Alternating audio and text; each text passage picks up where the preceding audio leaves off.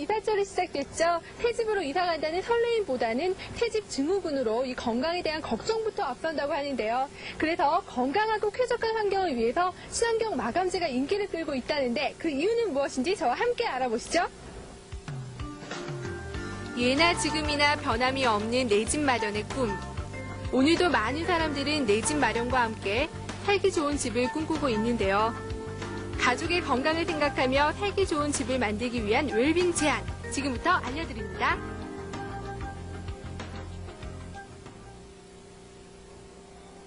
최근 이사철을 맞아 천연 소재를 활용한 친환경 마감재가 건축자재 시장에 줄을 이루고 있는데요. 특히 친환경 소재를 사용해 건강에 좋다는 벽지, 시공 시 접착제가 필요 없고 포름알데히드 배출량이 적은 마루, 그리고 유독물질을 배출하지 않는 페인트 등 다양한 친환경 마감재들이 인기입니다.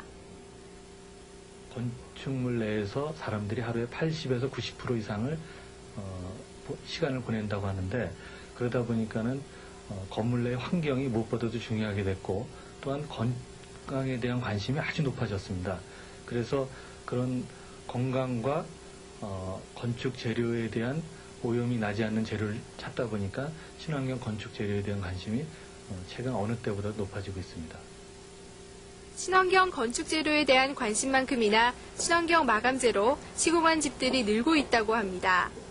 그래서 제가 개포동에 있는 한 아파트를 직접 찾아가 봤는데요. 이곳에 살고 있는 박유미 주부는 이사 오기 전 가족의 건강을 위해 벽지와 바닥재 등 모든 마감재를 친환경 소재로 시공했다고 합니다. 이 친환경적 마감재로 리모델링을 하셨다 그러는데 그렇게 특별히 하신 이유가 있으신가요? 네, 저희 아이가 둘인데요. 큰아이랑 작은아이 둘 다 아토피랑 비염이 좀 심한 편이어서, 그리고 또 이런 새집 증후군에 민감한 애들이라서 특별히 아이들을 위해서 신경을 썼습니다. 새집으로 이사를 하면 대부분의 아이들은 아토피성 피부염과 천식 등 새집 증후군을 앓게 마련인데요.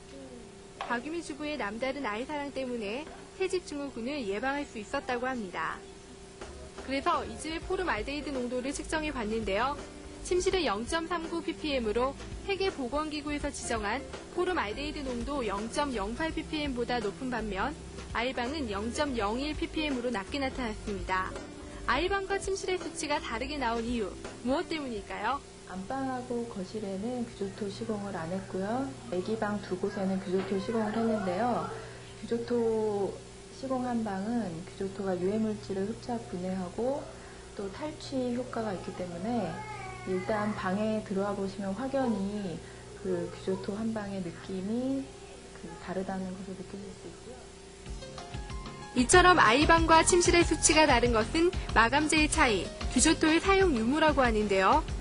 규조토란 식물성 플랑크톤의 화석으로 규조가 죽어 점토 등과 섞여 800에서 1000만 년 동안 담수나 해수 아래에 쌓인 퇴적물이라고 합니다. 친환경 마감재인 규조토가 우리 집에서 잘 활용되는 거 보셨죠? 그 규조토를 체험할 수 있는 곳이 있다고 합니다. 함께 들어가 보시죠. 계단을 따라 조심히 지하로 내려간 곳은 서울 강남의 한 사무실. 지하실이라는 환경을 감안해 건축 재료부터 마감재까지 모두 친환경 자재로 시공했다고 합니다. 여기가 지하 2층인데요. 지하하면 이 공기가 잘 통하지 않기 때문에 탁한 공기가 생각나잖아요. 그런데 환기되는 것도 없는데 아주 공기가 상쾌하고 거기다 식물도 잘 자랍니다. 그 이유가 무엇일까요? 그 이유는 바로 규조토 때문입니다. 규조토는 그 식물성 플랑크톤이 바다 속에서 오랜 시간 동안 퇴적하에 쌓여진 일종의 퇴적 암입니다. 그리고 그것이 바로 화석이죠. 그 이유 때문에 이렇게 공기가 쾌적하게 된 것입니다. 쾌적한 공기를 마시기 위해 규조토 체험실의 문을 열었는데요.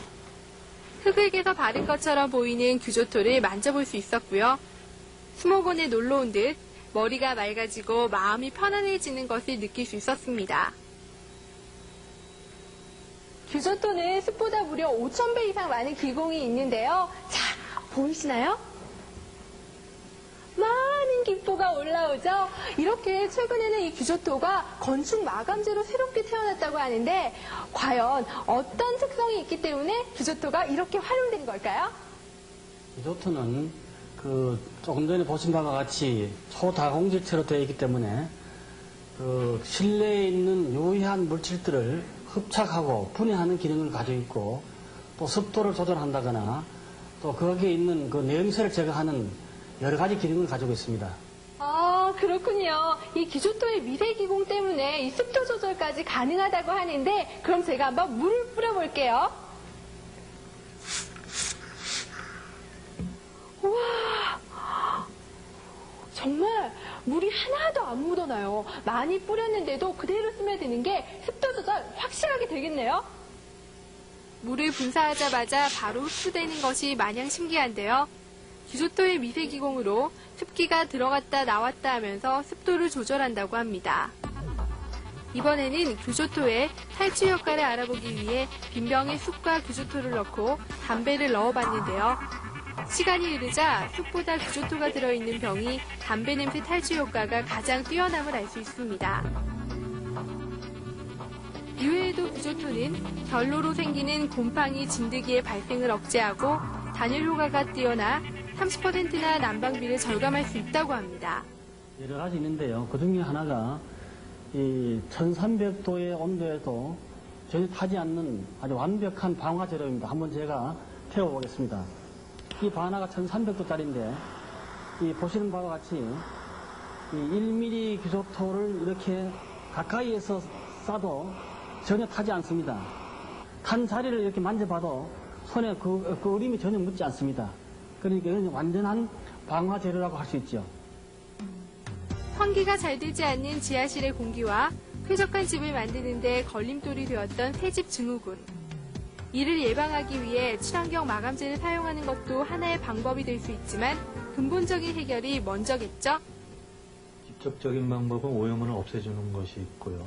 간접적으로는 오염원의 전달 경로를 컨트롤하는 방법인데 그 중에 하나가 신선한 공기하고 교환해주는 환기 방법이 있고 또 그 외에는 공기 자체를 깨끗하게 정화시켜주는 공기청정기라든가 어떤 식물이라든가 또 제실자들이 무엇보다 실내 공기를 깨끗하게 관리해주는 그런 관리 방법을 인식을 하는 것이 무엇보다 중요하다고 생각합니다. 잘 먹고 잘 살기 위해 시작되었던 웰빙 열풍. 친환경 건축 자재에도 웰빙 바람이 불고 있습니다. 천연 소재라는 이유로 마감재 비용 부담이 커 선택 사항이었던 예전과는 달리 친환경 마감재. 더 이상 선택이 아닌 필수로 자리 잡아가고 있습니다.